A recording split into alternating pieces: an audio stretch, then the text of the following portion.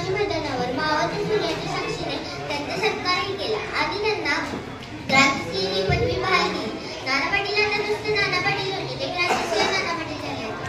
क्रांतिसिंह नाना पाटील यांचे नाव घेतल्यावर आपल्याला आठवतो त्यांचा ब्रिटिशांबरोबरचा प्रखर संघर्ष, त्यांनी निर्माण केलेले ऐतिहासिक प्रतिसरकार. अशा या समाजसुधारक नाना पाटील यांचे पूर्ण नाव नाना रामचंद्र मिसाळ. त्यांचा जन्म 3 ऑगस्ट 1900 साली सांगली जिल्ह्यातील बहेवरगाव येथे झाला. त्यांचे मूळ गाव येडे मच्छिंद्र, पण ते जास्त हे वाळवा या गावातच राहिले. त्यांनी स्थापन केलेले जे ब्रिटिश सरकार होते त्या ब्रिटिश सरकारने 700 ते 750 गावं ही इंग्रज सत्तेपासून स्वतंत्र केली होती.